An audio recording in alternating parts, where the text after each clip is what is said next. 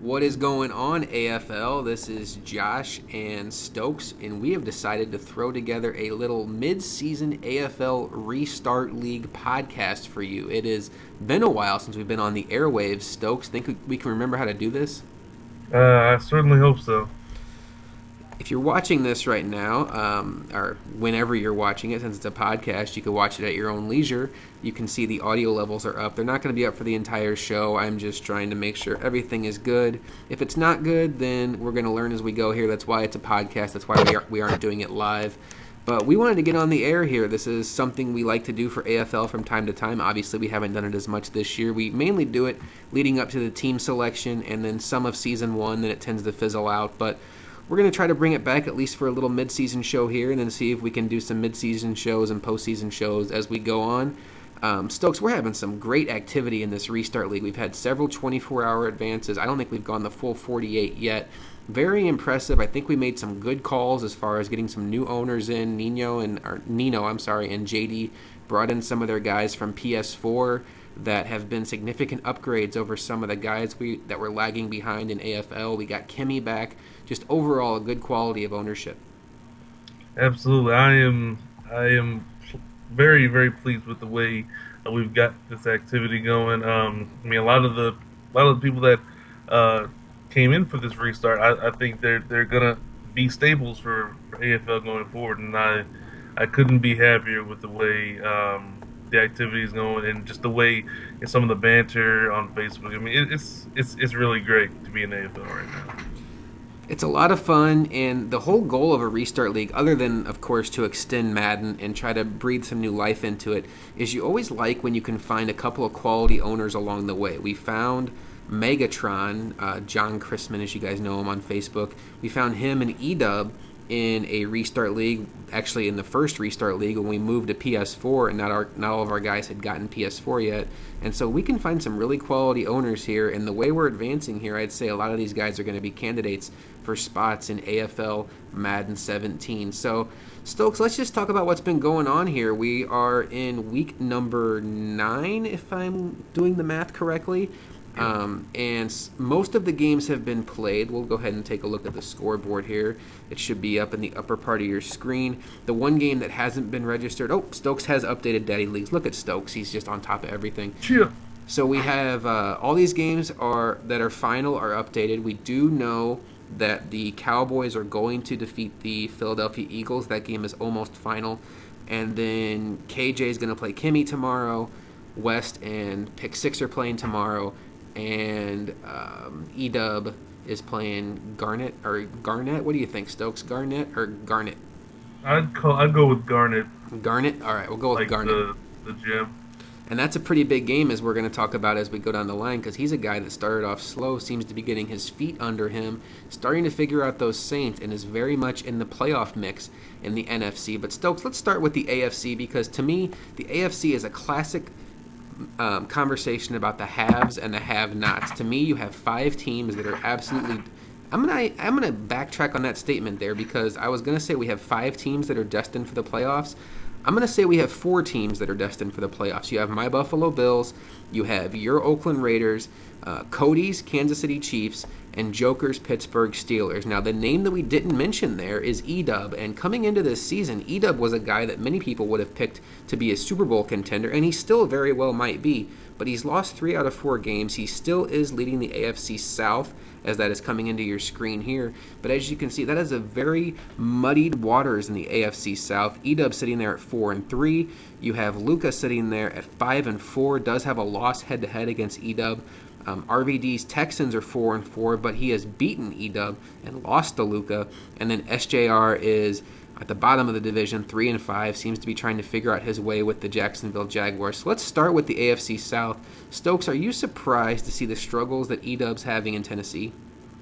Absolutely. I was just shocked watching him play RVD, and I mean, he just got spanked by RVD, and it was ridiculous to see just how poorly he was playing with Tennessee.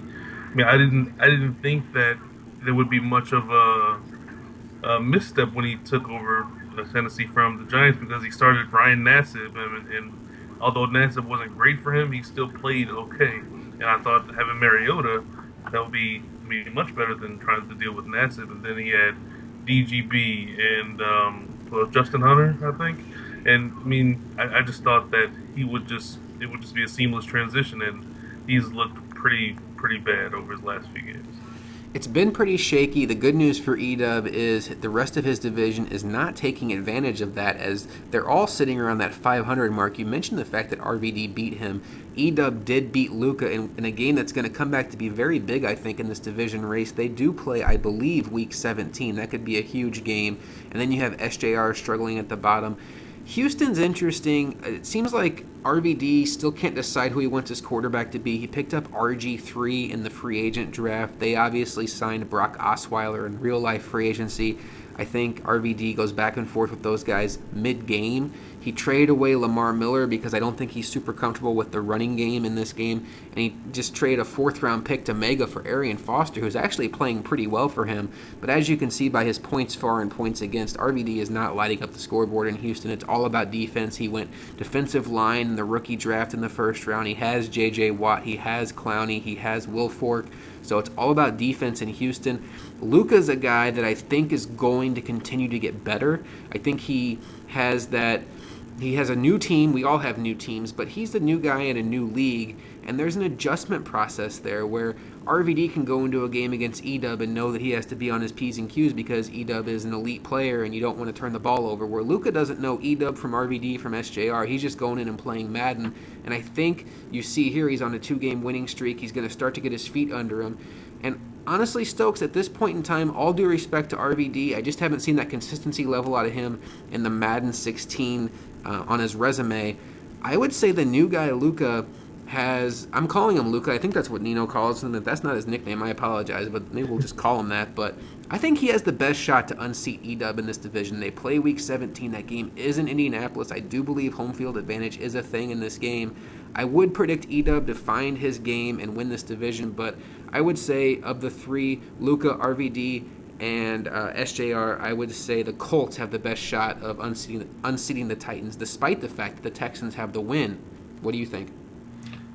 Had you asked me this preseason, I would have said SJR without a doubt. But I mean, I think SJR he has been going back and forth with how he wants to build his team. He's made a lot of trades, and I think he's still trying to understand his team. So I would have to agree with you in saying that the Colts are probably the the toughest challenge for the Titans, even though Edub beat them by 21 when they played. When you watch Edub play, the thing that happens is it seems like he throws an interception or two, gets a couple bad breaks, he starts forcing the ball, gets frustrated. So if he can avoid that, I think we both feel pretty confident that he's going to end up taking this division. But this is definitely going to be an interesting race to watch down the stretch because it doesn't matter how close these teams stay around 500.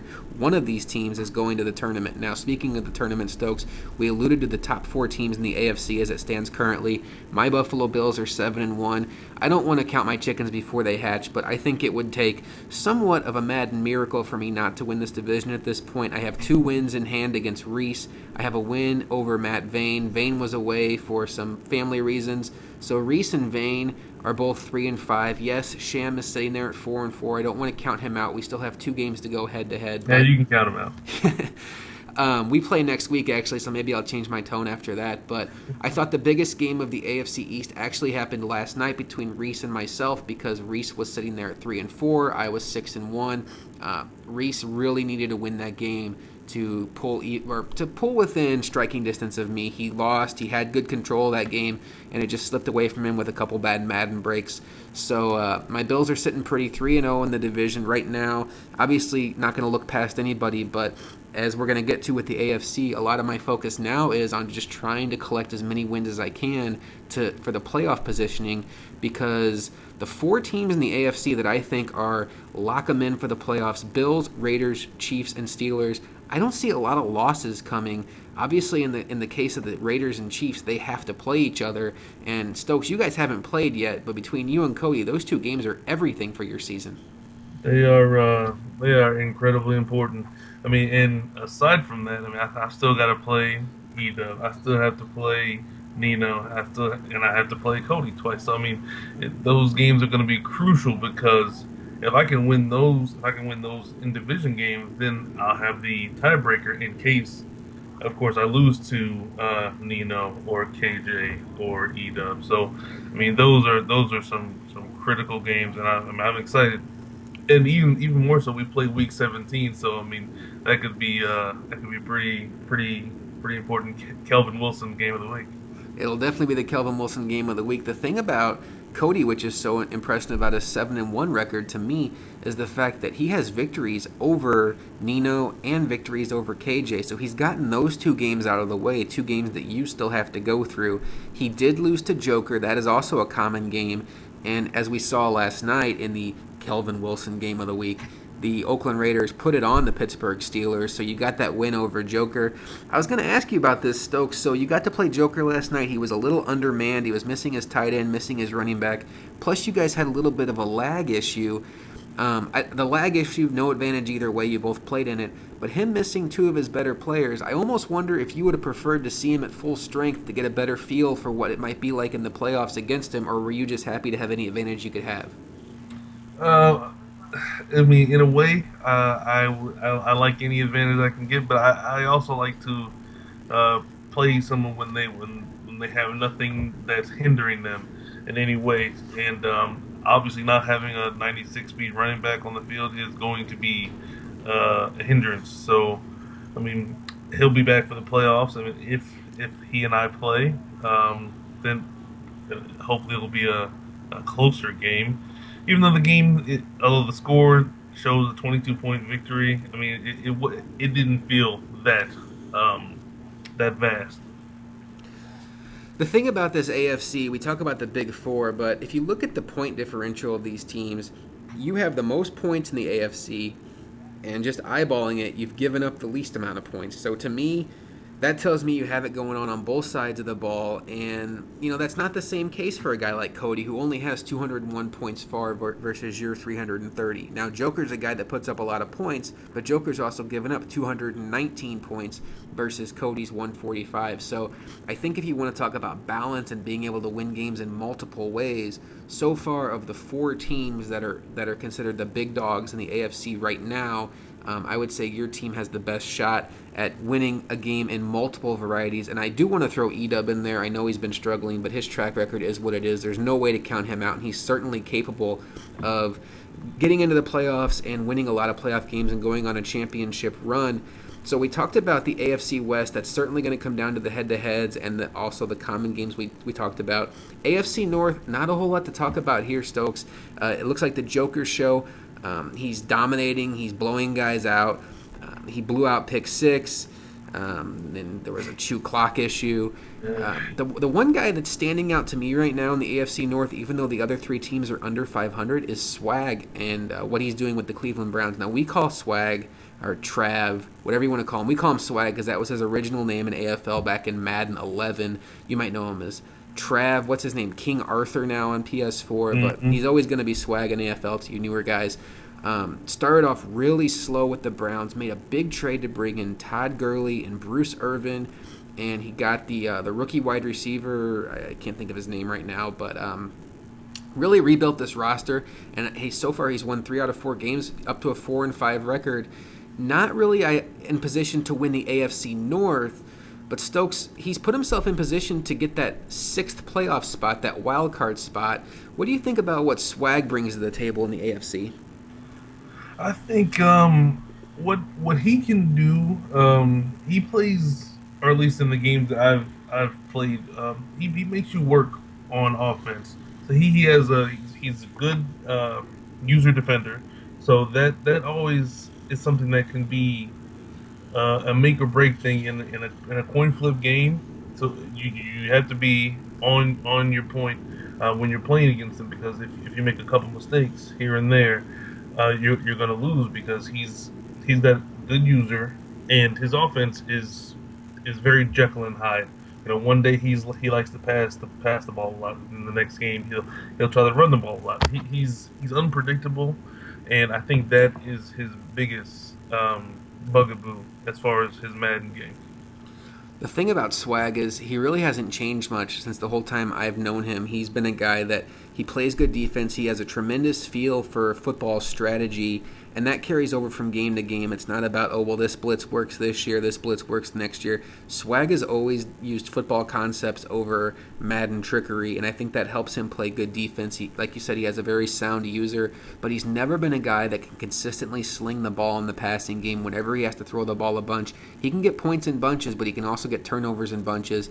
He's at his best when he can rely on a strong running game, and that has been hit or miss for him so far in Madden 16. If he can figure out that running game with Todd Gurley, I think he's certainly a guy that can challenge for that sixth AFC playoff spot. Speaking of the sixth spot, the second wild card spot, Stoke, let's go over the teams that are going to give a true run for that spot. I think there's there's three in my division. You have Sham at 4-4. You have Reese at 3-5. Unfortunately for Reese right now, he has losses to Vane and two losses to me. That hurts his division record and his conference record. Vane's a guy that's interesting, Stokes, because he's a guy that was consistently in the playoffs in AFL 16 prior to restart. He went away for a couple games, but comes in, starts rolling again. It's 3-5, beat Reese. He could go on a little bit of a run, and I think as long as you finish over 500, you'll be in position to possibly take that sixth spot. What do you think about Vane's chances? I think it will really come down to he's got another game with you, right? Yeah. So I think it'll really come down to that and his other game with Reese. I mean, we all know his his track record with his rivalry with Reese.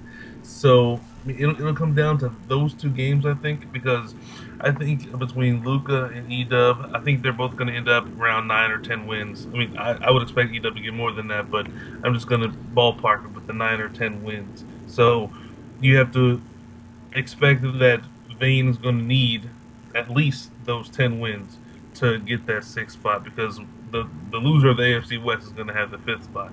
So I mean, it's really going to come down to that. I think those two games are going to be very important for Vane. Those games with you and Reese. And then you mentioned Luca, you mentioned Edub. I think we both think Edub's probably going to win the division. Obviously, Luca's still very much in play. So is RVD, obviously. But if we go on the premise that Edub's going to win the division, that's obviously a long way away. That would put Luca in conversation for the playoff spot. Certainly a worthy player. He took me down to the wire week one. I really should have lost that game, but Madden was on my side that week. RVD sitting at 4-4. He's in the conversation. We talked about Swag at 4-5. I guess we can talk about Dan Quinn at 3-5, although he really is struggling to find himself with these Baltimore Ravens. Those would be the only teams I'd really want to talk about. Once you get down to the 2-6 teams, I don't have time for that. I really don't want to talk about the 3-5 teams. Although I will say that both Reese and Vane have shown me more. SJR at 3-5, just I don't know. I'm not seeing it with SJR. I watch these Jaguar streams, and it's like he doesn't have a feel for what he wants to do with his team. Let me talk about Reese for a second, though, Stokes. Here's a guy I can't figure out because when I think about these wildcard teams, I try to think, okay, who could get into the playoffs and do some damage? And Reese keeps coming to mind. He to me has the game to match up with the elite guys in this league. He understands defense. To me, he has a very good passing game. He has a good feel for what to call in what situations. And when he gets rolling on offense, he's a headache to stop. I don't understand how he's 3-5. I don't understand how he plays 500 ball consistently. When I play him, maybe it's a matchup thing, and I'm 3-0 against him, humble brag. But every game has been a challenge, and every game I felt like, man, this is a really good player I just played. And I don't understand why he's under 500 and why he's consistently missing the playoffs and not making the playoffs. What do you think the story is with Reese? I think one of the most important things that he probably it's been brought up and he doesn't want to admit it is having that player, having that J.J. Nelson kind of guy that can blow the top off the defense, but on those crossing routes get a lot of separation to make the defending user have to either account for that either by user or covering over, having the computer play over top. So I think that not having that type of speed to attack the defense has made it more difficult for him. And one of the main things about him is when I've played him, I've tried to put it in my head. Hey, let's make him make a first quarter mistake. Because if he makes a first quarter mistake, it's going to compound and compound and compound.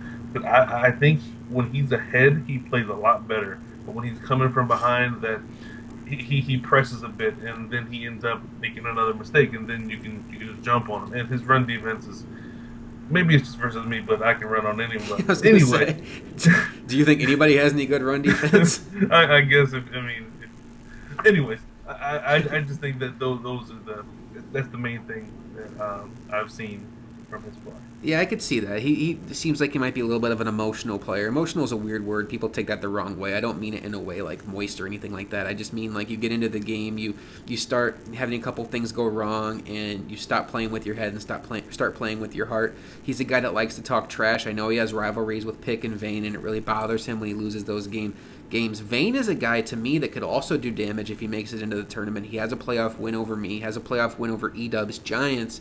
He has a good feel for the passing game. He's somewhat limited on defense, in my opinion. But He'll drag the game out if need be in the playoffs.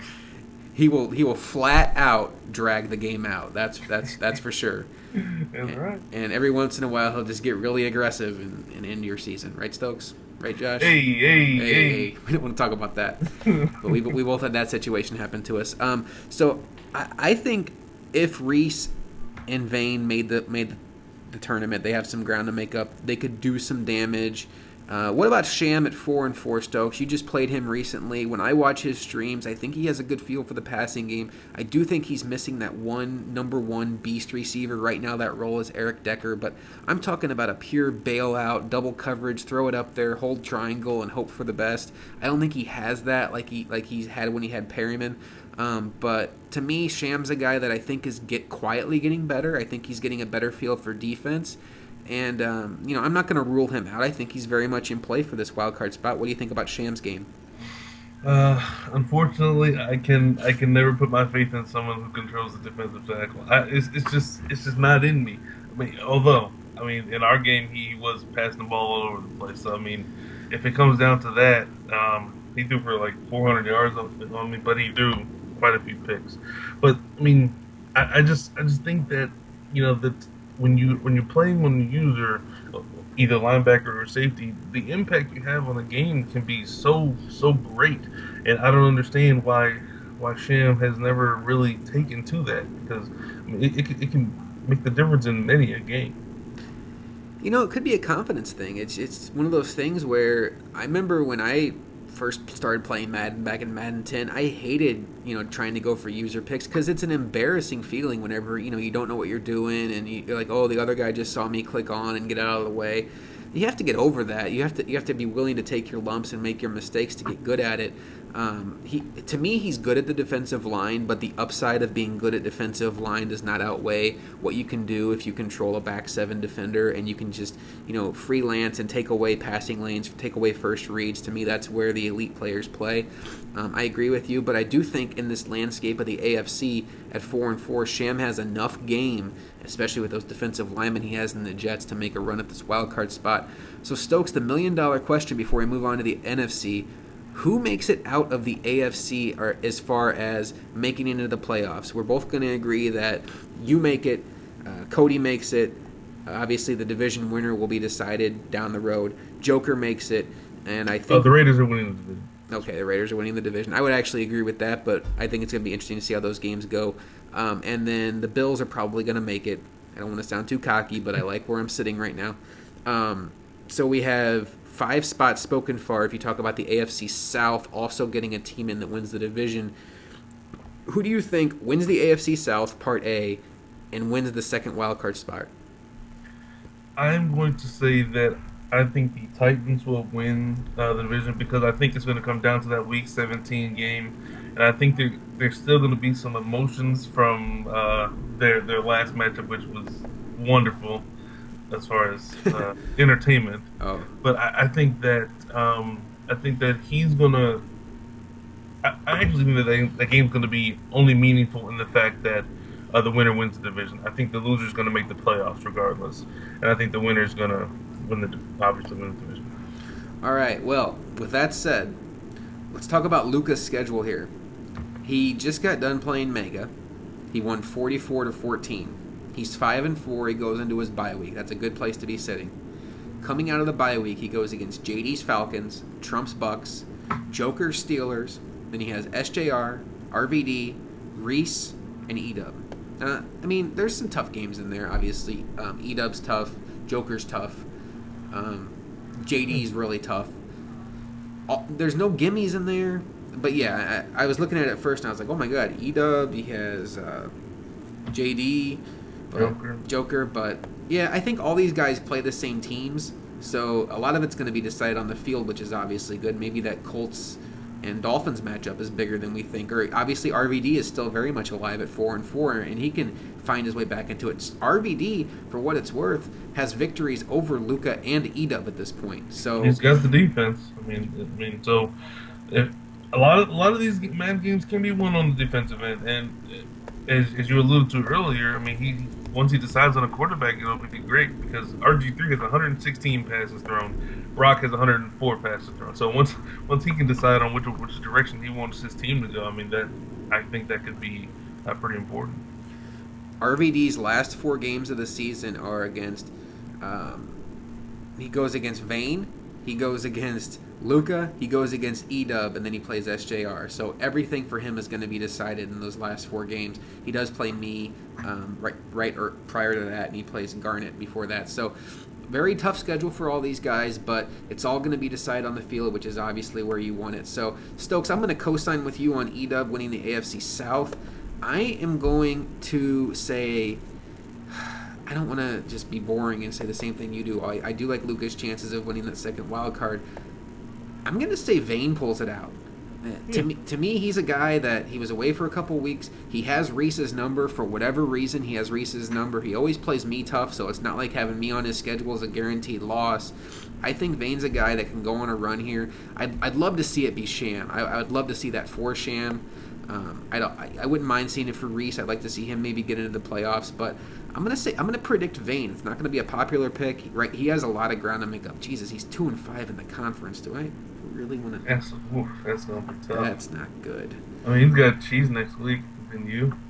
Me, geez, he still has Edub left. I'm gonna rescind that pick right off the bat. I'm gonna co-sign with you. I'm gonna go Titans and Colts. I give RVD and Sham a very strong chance to stay in there too. I hope they prove me wrong. I'd love to see RVD sneak in and get that 6th spot as well as Sham. Although if Sham does it, it's probably coming at my expense because we still have to play twice more. So that's a look at the AFC. Stokes, let's flip it over and take a look at the NFC. We do have some haves and have-nots in the NFC. It's not quite as lopsided as the AFC, but let's start with the NFC East. Stop Cheese's Giants. He got his Giants in team selection. He is doing work with them. Had a blowout loss to Stang week 1, and since then he has been on a roll. He's 7-2 overall. He's got a 3-game lead in the division. Flip is actually second in the division at 4-3, and then Stang's Cowboys. I just don't get it. Doesn't feel like he loses that often, but he's 2-5. And then a new guy who's really active, been a great addition to the league, Justin Thomas's Washington Redskins, are 2-6. So Stokes, I think barring a miracle, this is going to be the Giants' division. And right now, Cheese is probably more focused on what he has to do to get the wild card weekend off. I think that is a very, and of course it isn't updated yet, but Flip just took that blowout loss to Stang, so that also puts another dent in his ability to catch Cheese. Good point. Flip falls down to 4-4. Flip had a travel issue. He missed a couple games because of traveling for the holidays, so that also impacted his record. And then he obviously just lost head-to-head to Stang. So Cheese has made a few big trades here. He brought in LaShawn McCoy, brought in DeMarco Murray. He's done some good things with the Giants. Cheese is always a headache to play. To me, he turned his season around at my expense. Against the Bills, it was week 4, and I had a double-digit lead in the fourth quarter, had a fumble return. I had a fumble on a kickoff. He returns it for a touchdown, and then I got a fumble on the next drive, and he gets it back, and I end up forgetting I have a timeout on the last drive of the game and get tackled on the 10-yard line and don't call timeout, and time just runs out instead of going for the score. It was a great move on my part. Oh, my. I don't know if I would have won the game anyway, but it was a great win for him. It got his season kind of back on track because he was still sort of reeling from that week 1 debacle against Stang, came back and smashed Stang in their rematch. So I really like Cheesen's chances to not only win the division, I think that's pretty obvious at this point, but to do some serious damage in the NFC. We have a great battle going on in the NFC West right now between Bailey's Seattle Seahawks and Prime's Arizona Cardinals. Roman's Rams are out of it at 2-6, and Danny Sanchez, who I hear was supposed to be really good, is 1-8 with the 49ers. We can talk about that maybe, but to me, this division is all about Bailey and Prime. Prime does have the one loss so far this season. It was in conference. I can't remember offhand who it was to. It was to Joker. Oh, it was the Joker. So I wonder why Prime's conference record on Daddy League says 5-1. Must be a mistake. So that's a good call. So he is undefeated in the conference. So they haven't played each other yet. Everything's going to be decided when they play. Do you have a feel for who you like in those matchups? Because I think the teams' rosters are even. I think the players are pretty even. Those are going to be some must-see TV games.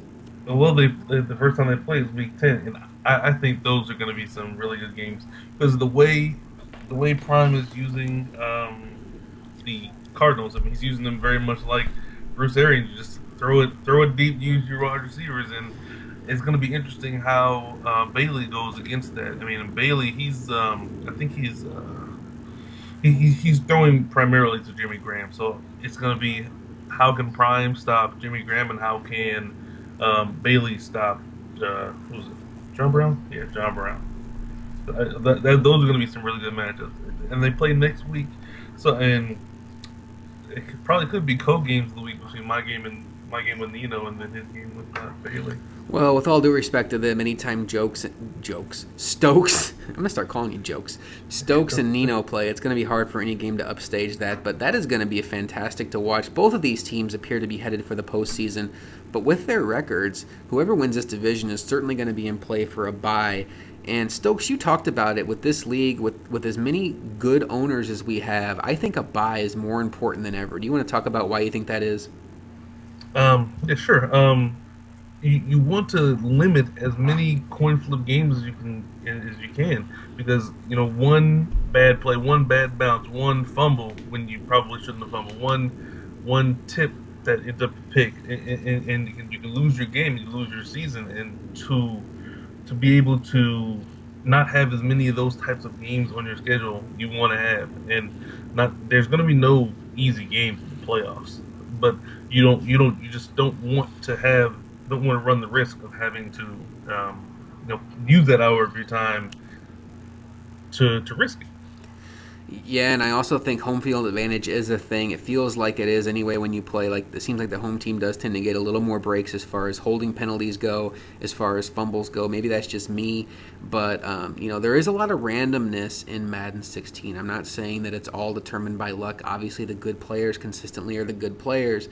But this is definitely an any given Sunday kind of game. I think much more so than any version of Madden I've ever seen. I do think anybody can beat anybody, not just because everybody in AFL is good, but I do think there is some things built into this particular game that levels the playing field at times, where even a player that is much more skilled can have a bad game and have things go against him. So, like Stokes just said, if you can eliminate one of those opportunities to lose, kick your feet up and watch everybody else play, and then get a home game in round two, you certainly want to battle for that. So that's what's at stake when the Seahawks and Cardinals play twice in the remaining 7 weeks of this season. Speaking of teams that are battling for a division title, the Minnesota Vikings and Nino and KJ's Green Bay Packers. Nino is 7-1, KJ is 5-2. Just like with the Seahawks and Cardinals, I think both of these teams are headed for the playoffs. I don't see anybody else that can really catch them. I guess Flip would be in that conversation, but at 4-4, I can't really put him ahead of a guy like KJ who's 5-2. Two guys that have won Super Bowls already in AFL and Madden 16. I can't wait to see these matchups. Stokes, do you have a feel for how these matchups are going to go? No, I think the last time they actually played a game was Madden 15 in the Super Bowl. I think it was the last Super Bowl of AFL, and KJ beat Nino, if I recall correctly. But I'm very excited for those games because I think that KJ probably has the better team. But I would say in a vacuum, I'd probably take Nino as a player. So it's going to be that battle, better team, better player, or you know, you can take either one of them, and I wouldn't have any problem with it. But I'm very excited for those games as well. I mean, there's so many matchups in this league that you just want to watch, and that's why the mandatory streaming in the league is so wonderful for the league because you get to see this, and then people know they're being watched, so they try to either play up or be nervous or whatever the case is. It just makes for this great league. Oh, I think it's great. I mean, we are talking to Stokes last night, and he's like, "Yeah, I'm studying for a test, but I got Sham and whoever Sham was playing on in the background. I think it was SJR." Hmm. It's like, yeah, there's always an AFL game to turn on. It's entertaining. I love it. You can see the way guys play. It makes you feel more connected to the league. In previous years, you'd play your game, you'd see scores, but you'd almost have a selfish perspective of, I play my games. I really don't know what everybody else is doing. I'll play you when I play you. But now it just makes it feel more like a league where there's a lot of visibility, and that's a good thing, especially for these key matchups like the Vikings and the Packers. Another division that's going to come down to the head-to-heads, one is already in the books, is the NFC South. Now, there's three teams in play here, in my opinion. You have JD's Atlanta Falcons. We got to talk about what JD's doing with the Falcons right now. We have Garnett's New Orleans Saints, and we have Trump's Tampa Bay Bucks. Unfortunately, the Carolina Panthers had a midseason owner change. Kimmy took over, and then Kimmy went away for a couple weeks, traveling for the holidays. So they're 0-7, pretty much an afterthought for this particular season. JD 6-3 does have the victory over the Saints. He did lose to Trump last week, to me, which is what's keeping Trump's season alive. What's interesting about what's going on with JD, though, Stokes, is he lost Matt Ryan to a season-ending injury. Matt Ryan is currently on IR, and Nick Foles has come in and played great. He got him a road victory against E-Dub's Titans, which I think was huge for the Falcons' confidence, for JD's confidence. For those that don't know, JD has a lot going on in his life outside of Madden. He's only played up until that E-Dub game what he said was 4 games in about 2 months. So I don't think he went into that E-Dub game. I know he's a confident guy, but I don't think he went into that E-Dub game expecting it to go the way it did. And when it did, I think it may have been a springboard for him to maybe go on a late season run here. Did lose the game to the Bucks, has beaten Garnet Saints. Overall, with this NFC South between JD, Garnet, and Trump, what do you think about the three owners here vying for this championship? I don't know a lot about Garner, but I'm excited to have him in the league because the Saints they aren't very good as a team, or they weren't after all the updates and stuff. But and I think that he's found something in Shane Wynn, and Shane Wynn I think is 95 speed, so I mean, there's always something you can do with that kind of guy. So What's his agility? I think that he's really found something with this team. So I mean, it's going to be important when he obviously when he plays JD, and I would say that the favorite, of course, is still JD because he's got that pedigree of being good in AFL, and still Garnet is still something of an unknown in some ways. So I would say that JD is still going to win the division. However, I think that Garnet can still give him a tough battle for it. They play one more time, right? Correct. Yeah. So I mean, if he can win that game, that'll definitely put a lot of pressure on JD, and you never know. They play Week 17. Just so people know about Garnet, he started off 0-2, lost games to Prime. He lost by a touchdown to Prime, and he got blown out by Trump. And since then, he's 5-3. So since then, he's gone 5-1. His one loss was to JD's Falcons, but along the way, Stokes, he has a blowout win over Stang. He beat Luca, and he beat Cheesin last week. And this week, he plays Edub. Now, if Garnet can put wins on, or I guess put losses on Cheesin and Edub, the entire league is going to take notice. That's a huge game this week that's going down tomorrow. I believe it's happening at noon. I don't remember by the post. Maybe it's 4:30 tomorrow. The Titans 4-3, desperately trying to keep their lead on their division. The Saints 5-3, trying to keep pace with JD's Falcons. That might be must-see TV for those of us that have the ability to watch it work. That's going to be some entertaining football between those guys that I think have a history together. I believe so. I believe they know each other from a previous league. I think that is going to be pretty good. From his game with Cheese, I believe Cheese was leading the game with 2 seconds, and he effed something up and gave up a long touchdown to Shane. He pulled a Cheese. Yeah, he sure did. Cheese is a guy that, for those of you that are newer to the league, he has the talent level to have multiple Super Bowl rings on his resume and just hasn't gotten it done. He has found some of the most heartbreaking ways to lose some of the biggest games. And, it's not an insult to him. He's as good as anybody here. he finds way to lose sometimes that just make you scratch your head. I don't get it. Let's talk about one more team in the NFC South. Stokes, do you see anything from Trump that makes you think that despite his 4-4 record, he can make a run for this division title? Well, Mike Evans is playing pretty well for him, as you Yeah, well know. he's been dynamite. Yeah, so Dynamite. he's got oh Lord, he's he's got the offensive talent.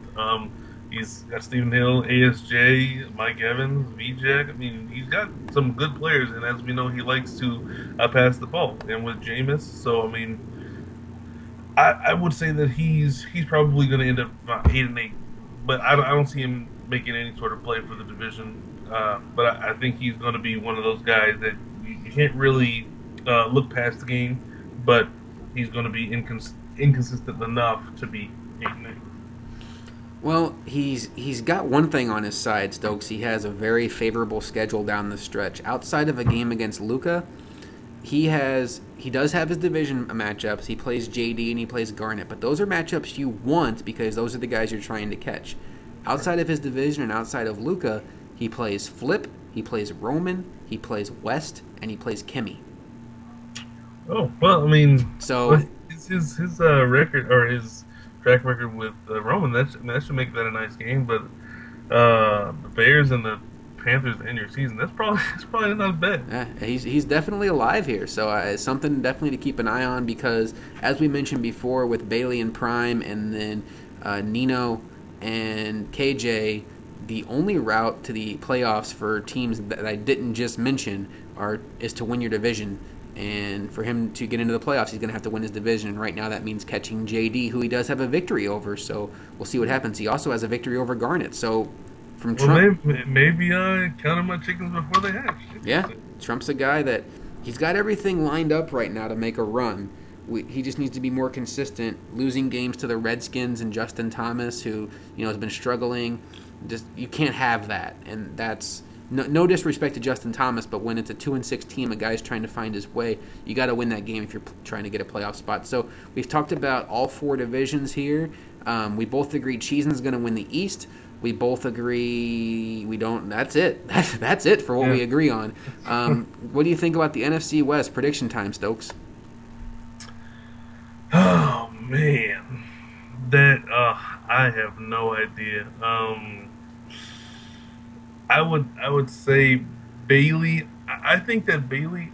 Well, no, I can't even say that. I was gonna say Bailey is less emotional than Prime when it comes to the game, but that's not even the case. So I don't know.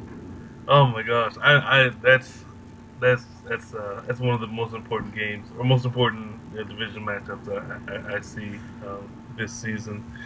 But I mean, if I was hard pressed and had to pick, I would pick Bailey because I think that Seattle's the better team.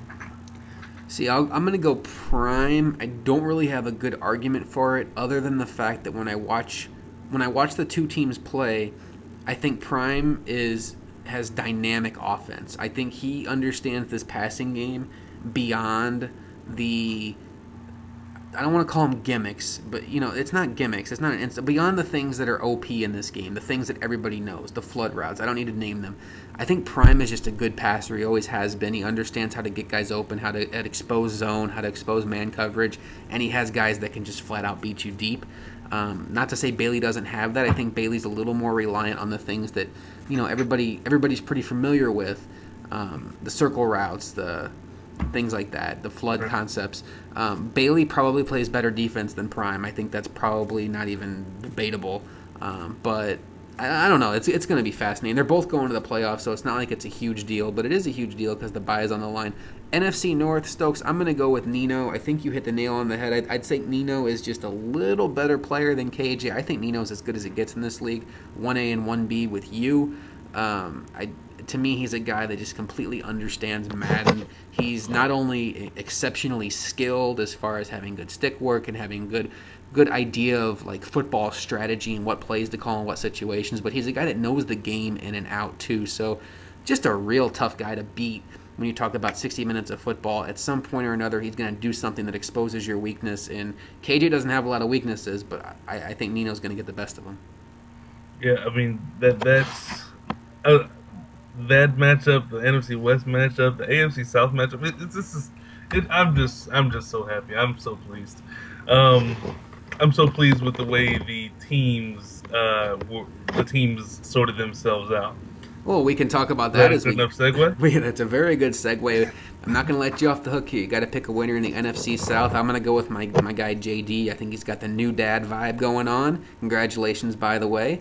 Got to stick up for the fellow dads in this league. So I think JD is going to pull it out. Had a big win over Edub, and I think despite the fact that he lost to Trump, he did blow out Garnet early in the season. So I think JD is going to take the NFC South.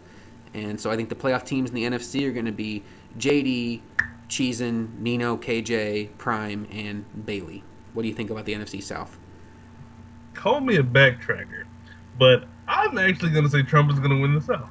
I went from calling him 8-8 to now he's winning the division. So I don't know what it is. I just have this feeling that he's gonna put on, and then week 16 and 17, while JD and Garnett are duking it out, I think that he's gonna get those two wins at the end of the season. I think that'll put him over the top, and with those two head-to-head wins already, I think that that also will really help him out. I'm gonna say Trump wins the South, and then obviously the other five that I mean we all can figure that out. We can put in there and put them in ink. I'm just going to pull up JD's schedule real quick just to see if anything jumps out. I feel like he might play Nino down the stretch, but I might be wrong in that. Let's see. He does. He plays. Okay, so he just got done playing the Niners. Then he has a bye week. Comes out of his bye. He plays Lucas Colts, Nino's Vikings, Trump's Bucks. Then he goes Kimmy, SJR, Kimmy, and Garnett.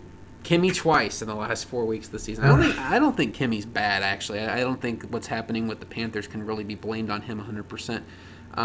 He traveled and then he took over a team that was what happened? That was Costa's situation. So that they had a couple forced losses on there. So I don't think it's a reflection of Kimmy as an owner, but they're an 0-7 team. When there's an 0-7 team when you're scheduled twice the last 4 weeks of the season, you think you're going to finish pretty strong. So, Stokes, you mentioned you like the way that teams are stacked up in this league. We did something different with the team selection process for Restart League. For those of you that were part of AFL 16, you know we did just a random draft. I'm not going to go into the entire process, but for the most part, it was just completely random. And it was a 1 through 32. It was prolonged over the course of a month. We would do shows twice a week and, announce 4 teams at a time and then draw 4 more names out of a hat basically on randomizer, all live stream, all completely legit. But what happens with that is you just pick your team, you move on to the next guy. You pick your team, move on to the next guy. With the system we used for the Restart League, we had each owner submit a list of, was it 5 teams or 4? It doesn't matter, but 5 teams to the commissioners, and we assigned teams based on your list, but we also gave priority to owners that are better. And I don't mean better as a skill position, but just better as have a proven track record of being reliable owners. And I will use the example of a guy like Stop Cheesin. He's a guy that for whatever reason has had a terrible luck with the randomizer. I think he picked in the late 20s or 30s last year, and then this year had to buy his way into the top 10. And he's one of our best, most reliable owners, always gets his games in. And it doesn't make sense from a commissioner standpoint when you see a guy like Cheesin who is just so easy, makes the league so easy, guys like him.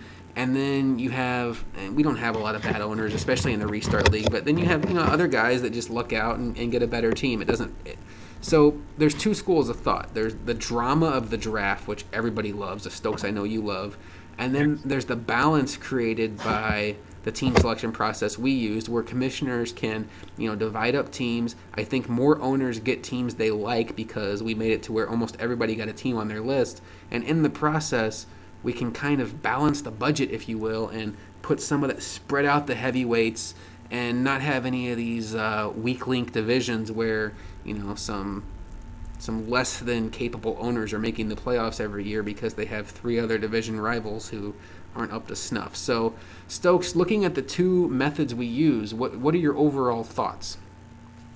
Uh, I must say I love the drama of the draft. I love how how we just don't know what's coming up in the draft. And I think the randomizer that time it just made it was a lot of fun for me to be a part of. But I understand how um, the differences with the divisions for AFL 16. I mean, you had quote unquote divisions of death, and then you had the not so much divisions of death. So with this way, there's like a Super Bowl either winner or someone who played in the Super Bowl in every single division. So that's something that I really like about the way the teams were sorted out in this way. But I think that I don't even know what I would pick with my feet were to the fire as far as how we would do it next year, because this has turned out even better than I expected because of all the drama that we have and the activity that we have with the league. It's just great, and I can't even I can't say how happy I am. For those that don't know what Stokes is referring to with the division of death, what happens when we have just a regular draft is somebody like Stokes will go, say, in the top 10, and he'll take the Pittsburgh Steelers. And then everybody else that's maybe not an elite owner will just cross all the AFC North teams off their list. Like, why would I want to go to the AFC North where I feel like I'm for the most part going to be playing for a wild card every year? So they get passed over, and then a guy like K. Will comes up on the clock and he's like, well, I'm not scared of Stokes. I want to use Johnny Manziel, so I'm going to take the Cleveland Browns. And then Nino picks 26th overall or whatever, and the Ravens are still sitting there, and this is back when the Ravens were really good, and he's like, well, hell, I'm not scared of anybody, and I have a great team here, so I'm going to take the Ravens. And then you have Stokes, K. Will, and Nino all in the same division, and then you can more so pick your spots. I think there's some it's fun. There's strategy to that. What I liken it to is I think the draft is more fun for the off season, for August, for July, when there's that Madden dead period. The leagues are pretty much done. We're just counting down the days. I think the draft is much more fun than just a team selection process where we take lists and hand out teams. I think as far as longevity of the league, and it reminds me of like a team that goes spend crazy in the offseason, like the Washington Redskins used to be notorious for. Like, we're going to bring in this guy and sign this guy and trade all these draft picks. And it's like, oh man, that's fucking awesome. My team's going to be great. And then they go 7-9. And then there's a team like the Green Bay Packers. They don't sign anybody. They just draft, develop, and then they win 12 games every year. I think the less exciting method of the team selection probably has more of a Green Bay Packer approach, where the overall league is probably going to run smoother because, as commissioners, we can manipulate it to a way where, okay, let's make sure our proven owners have teams that they like. Let's make sure as many people as possible have teams that they like, because we're all human.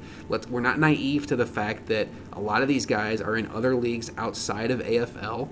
And, it's human nature. If you're in 3 or 4 leagues and you're in a league with a team you don't like and you're not experiencing a lot of success, if you're going to start slacking off in a league, it might be the league that you're not having a lot of success in, that you got a team you don't really care about. Versus, hey, 26 people in this team selection process got one of their top 5 teams. That's pretty nice. That's hard to do, and you wouldn't get that if it was a draft. So, and outside of that, we got some balance in the division. You don't have a situation like Stokes always references with Justin King, who unfortunately was that 4th team in the AFC North that year. He's super active owner. Just, you felt bad for him. It's like, man, he's a decent player. Anybody would struggle in that spot, but you got Stokes and Nino and K. Will. Good luck to you, sir. I think we played 7 seasons. Mm-hmm. We played 7 seasons. He won 0 division games. He needed some kind of medal of honor just for sticking it out. Absolutely. I mean, he never quit. He was always there to play the games. I mean, he just took the beats, and he'll forever be in my heart for taking those beat downs over and over and over for 7 seasons. Well, and what I can say as a commissioner is, and I'm not trying to say he's not a good player, but in that situation, he's a guy that's not experiencing any success. Those are the guys that make leagues run, because anybody can stick with something when they're 12-4 and they're going to the playoffs every year. Yeah, that's fun. The guys that make a league of 32 people where only 12 people make the playoffs are the guys that don't win very often and they stay active because it's a really tough spot to be in. If you've been elite and you haven't experienced it, you really can't speak to it. Stokes is a guy that really can't experience. I know you've probably missed the playoffs a couple times in AFL. I actually haven't in any season in AFL that I've played, but I'm not on your level. I'm not even going to pretend like I am. But neither one of us have really experienced, multiple back-to-back seasons where you're just like, you can't get a win.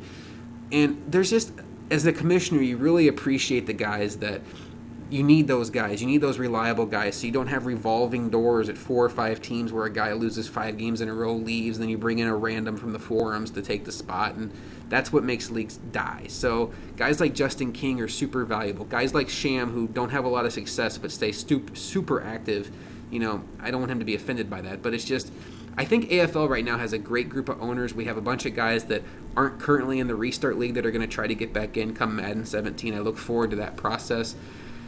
But I actually prefer the team selection process we use for the Restart League, Stokes. I think it just gives us a little bit more of an advantage, even though it's not quite as fun for the offseason. But that's not to say that that's what we're going to use for Madden 17. Madden 17 is a long way away, and right now we are focused on Madden 16 and the Restart League. Stokes, this podcast was fun. We're about at the 1 hour mark. Any final thoughts on where we're at with this midseason review? Um, to harken back to the selection versus draft, I mean, I do like the fact that you get a lot of people who get the team that they one of the teams that they want, and whereas in the draft, you if you're in the back end, I mean, you just have to settle for a team more often than not, and you don't get a team that you want. So I mean, there are a lot of merits to both ways, and I don't know whether it's going to be a vote between the commissioners or a vote between the public or whatever. But I mean, we're not going to go wrong with either. I don't. Yeah, either way, AFL will be alive and well come Madden 17.